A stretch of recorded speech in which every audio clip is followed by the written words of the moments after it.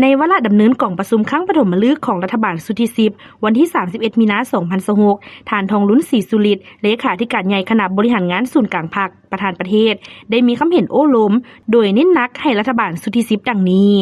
ต้องขุนเขี่ยวปรับปรุงกลไกเฮ็ดเวียกที่มีลักษณะบุกทะลุแท้บุกทะลุไปสู่การปฏิบัติเวียกงานให้มีประสิทธิภาพประสิทธิผลสูงปฏิบัติบรรดาเวียกงานที่วางออกให้เกิดดอกออกผลเป็นที่ประจักษ์ตาต้องบุกทะลุในการหันเป็นทันสมัยซึ่งปัญหานี้ต้องได้เล็งลัดปฏิบัติให้ปรากฏผลเป็นจริงโดยไวต้องบุกทะลุหันเปลี่ยนแบบแผนวิธีเวียกของรัฐบาลโดยเฉพาะการพัวพันประสานเวียกงานการปฏิบัติหน้าที่และความรับผิดชอบโดยให้มีการติดตามกฎกาสุกยูและประเมินคืนแต่ละระยะต้องยกระดับให้สมาชิกรัฐบาลเป็นผู้กล้าประดิษฐ์สร้างกล้าเสนอความคิดใหม่ๆต่อขันเทิงพิจารณาบนพื้นฐานการพันขยายแนวทางนโยบายของพรรคและระเบียบกฎหมายของรัฐให้ปรากฏผลเป็นจริงที่สามารถจับต้องได้รัฐบาลสุทธิ10ต้องได้เข้มงวดในการปรับปรุงกงจักการจัดตั้งและปรับปรุงกลไกเฮ็ดเวียกของกระทรวงองค์การเทียบเท่าและของท้องถิ่นเพื่อรับประกันประสิทธิภาพและประสิทธิผลของเวียกงานที่รับผิดชอบสืบต่อแก้ไขปัญหาเข่งฮ้อนต่างๆเป็นต้นปัญหาน้ำมันเสื้อไฟอัตราเงินเฟ้อ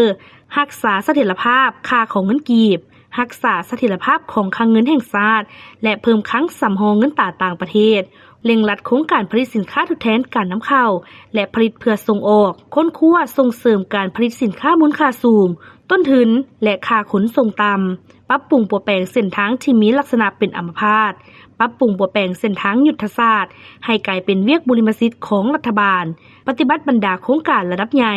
ที่เป็นกำลังแห้งให้แก่อนาคตด้วยหลายรูปแบบการลงทุนและมีความว่องไวเร่งปฏิรูปรัฐวิสาหกิจให้เดินหน้าอย่างเป็นรูปธรรมแก้ไขปัญหาหนี้สินสาธารณะให้ได้ตามแผนที่วางไว้เร่งท้วงเอาหนี้ที่ต้องหับอย่างเข้มงวดเด็ดขาดดึงดูดการลงทุนภายในและต่างประเทศให้แข็งแรงว่องไวทั้งสร้างความเชื่อมั่นให้ผู้ลงทุนต้องแก้ไขอย่างขาดตัวสร้างแผนห้องหับระยะข้ามผ่านไปสู่การออกจากสถานภาพด้อยพัฒนาแต่นี้ถึงปี